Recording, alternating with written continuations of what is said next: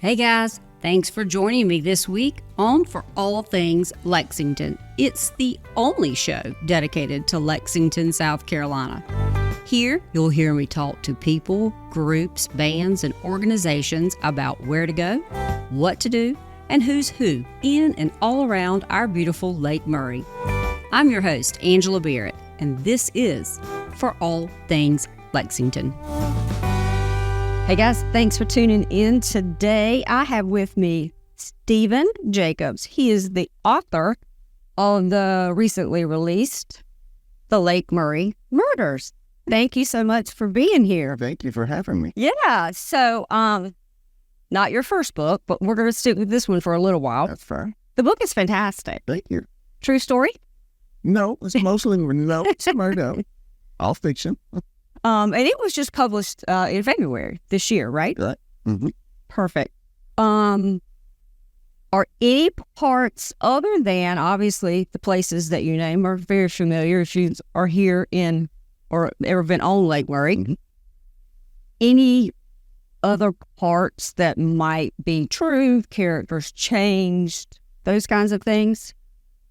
For the most part, by and large, no. There are not in this particular book. Some of my books are based on real people that I've just kind of like changed the names and stuff a little bit. But this book here pretty much is all made up. And so none of the characters are kind of took on the life of somebody you knew, but... No, not in this one. Okay, gotcha. So how did you come up with this? I mean, what was your inspiration for this? Well, I've done several different books, so I like to work on books that places that I've actually been that I actually have experience with, and I've done some like towards downtown Columbia and Casey and that kind of area in my hometown of Wilmington and places. But I wanted to do one that was specific to the lake because we all know people around here love their lake. That's why they come here. Yes, I started kicking around a few ideas here and there, and eventually I settled on a murder mystery, good old-fashioned murder mystery, and it just kind of took off from there. Who's your favorite character in the book? I'd have to say Amy Stella. Yeah. So without giving the whole book away, just kind of tell everybody what it's about without giving the whole book. They need to read it. It all starts off in the 1960s with an art theft in Atlanta, and the art thief gets away. None of the art's ever recovered. And as you're reading, you don't understand at first what this has to do with the murders and everything. But eventually, as you read more, you're going to find out that it is tied to a murder back in 1990 and then a murder that happens in today, in the present time. So it's all related in some way, shape, or fashion, but you got to read all the way through it to find out. That's right. And there's a lot of detail into like some of the murder, and at least in the beginning, and the detail. I guess that's what I'm looking for. It's almost maybe like you had experienced something, or you watch a lot of horror movies. Well, we watch a lot. My wife and I, we do watch a lot of TV. Right. But I try and keep it, I want people to know what happens, but I try and keep it clean at the same time. Yeah. No, I didn't mean gore. Right. Yeah. There was right. just a lot of detail. Yeah. Right. Yeah. And which I enjoyed for sure. So now, when did you first start writing? About 9 years ago or so, maybe 10 years ago now. I had the pleasure of working with a young lady named Kathy Little, where I used to work, or where I still work. And she approached me one day and told me that she had written a book. And I've always been a reader. I've loved to read books ever since I was in school. And I was kind of intrigued, and I asked her how she did it. She told me the whole process. And then I was like, well, I know about history and everything. I love history. So I could probably spin something. So it took me about a year to make my first one. And I loved every minute of it and have a blast doing it and doing all the research for it and everything. So I just kind of took off from there. So you've got I think 12 books out? This one makes 14 of them. 14. Yeah. Okay, I missed 2 somewhere. Yeah, no, it's fine. So what was your first one? My very first book was The Disappearance of U-491. It's about a German U-boat, actually, that disappeared. Now, I know you haven't been on a German U-boat, but any experience in having military or know somebody in the military that brought that to the front? No, but like I said, I'm a history nut. So where I love to study and read about history is the 1900s, especially the mid-1940s and 50s, World War II era. There was a couple of fantastic movies that came out. Kind of gave me the idea there to start doing one. Huh. Now, how long did it take you to write this one? This book here, The Lake Murray Murders, about 4 months or so. Oh, that's great. Yeah. So I know you've had a book signing for this, but this book sort of really took off. Yes. Crazy like. Yes, this is by far the best-selling book that I've ever had. Right. Because I'm pretty sure when I bought mine, I think Amazon even said it was low stock. I was like, wow. Yeah. I'm glad I got it now. At one time, it was number 13 in the murder mystery category, something like that. Yes. Nice. Congratulations. I was ecstatic. Yeah, absolutely. You said about 9 years ago, had you ever thought about writing ever before? Or this just really was inspired by your friend? Yeah, no, I've never even considered writing a book before then.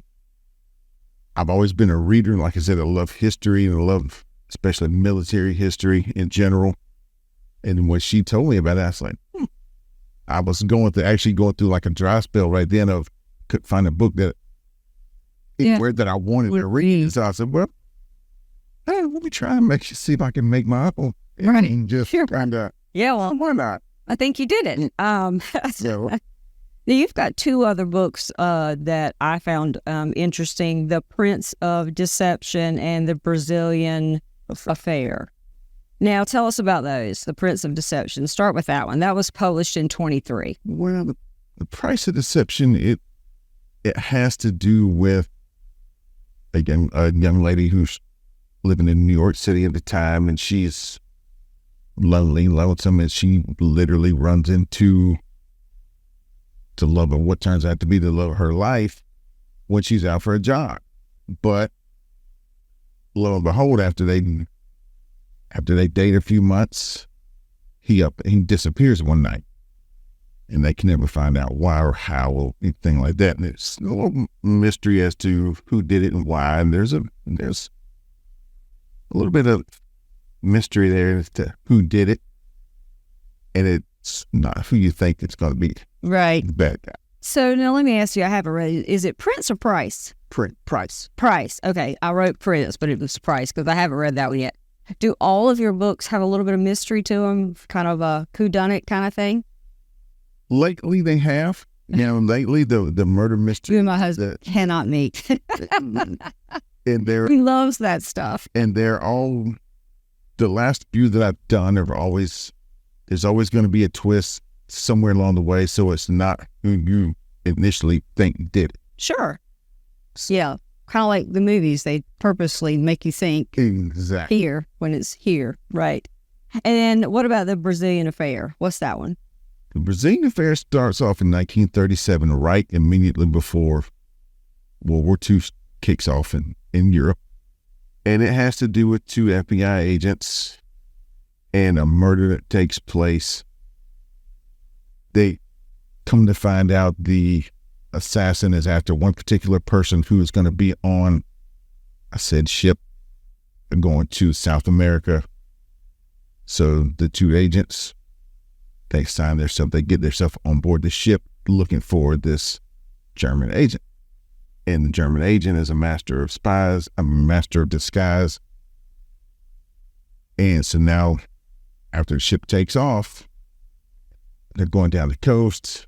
They're basically locked on board this cruise liner with an assassin who knows who they are, but they don't know who the assassin is.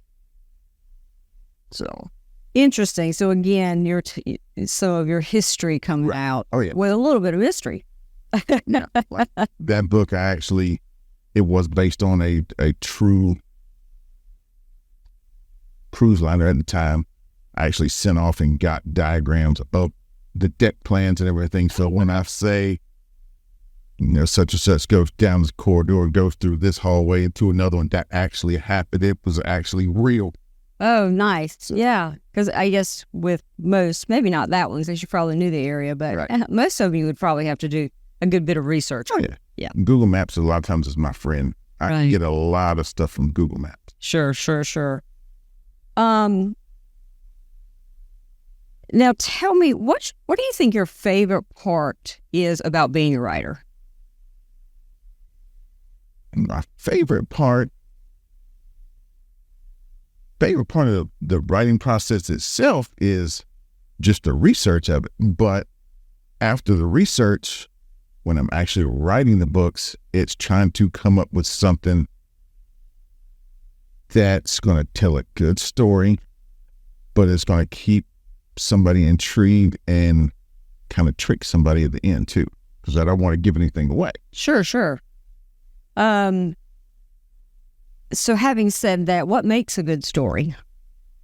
What makes a good story? Well, just any kind of mystery, anything that can, in my opinion, anything that can take people away from their ordinary day life and they can climb into a good book somewhere, that's a good mystery. Yeah. And I think what I enjoyed about this particular book is it was certainly grabbed your attention from the start, but it was an easy read. In other words, I like books because I don't have a whole lot of time to read, but I don't want to have to write a column of characters and where they fit in and have to keep going back and forth. Exactly. Every single one of my books I try and make for that reason that are easy to read. I have read books for that same thing. When you have to go back and forth and look, that takes the fun out of trying to read the book. I think for me, now you tell me because you're the writer, but for me as a reader, let's just say this book ended up being a movie. Well, it's going to be completely different in the movie because here in the book, I sort of can imagine the scene and the characters and how they look. I now that I have a story in my head as it might be played out, it felt like. Exactly. And that's what I enjoy. And like you said, when things are complicated and you have to keep figuring out who's what, well, my movie stopped. Yeah, exactly. It's not as fun when you have to constantly go back and forth, like you're saying, and try to figure out, who is this person? What was this person doing? That kind of thing. So all of my books I purposely make them so they're they're a few characters enough, but not too many, so where you can follow what's going on. So where it's just a fun, easy read. Yeah, and I will say it's a fast, easy read for anybody who hasn't read it, and you sitting by the pool or out on the beach or whatever. I mean, you want to read it fast. It's a fast and easy read, and for readers, they know what I mean. It's a good book. Yeah.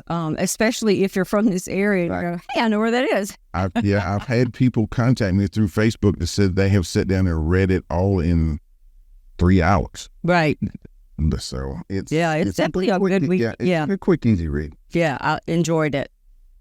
So what's next? You started anything? Well, yeah. Well, actually, I'm just finishing up another book. Oh, good. And it's not a Lake Murray book, of course, but it's another murder mystery, and it takes place partly in the past, in the 1930s and 40s, but it's also in the present day. So, right. Cool. It's going to be called The Silent Witness. Silent Witness. Now, when is that supposed to come out, or you don't? I have it's already done and complete. I have a person who's reading through it now, beta reading it, pointing out errors and that kind of thing. As soon as I make a few minor changes to what they suggest, I'll have a release date and it'll be done soon. within the month, hopefully. Oh, wow. Well, congratulations. Looking forward to that one too. So tell everybody where they can purchase other than Amazon, because that's where I got mine. Is there? Well, right now, Amazon is the main place you can go. There are a few select books, autographed books at High Noon Art Gallery. There where you can purchase them around here. Hopefully, in the very near future, I will have some at the Creekside Restaurant right down the street. Oh, yeah. But for now, the best place to get it is Amazon. Okay, great. Will you grab mine right behind it, and then I'll get you to sign it for me. Thanks. Brought it here. It's a little worn. Again, read it by the pool.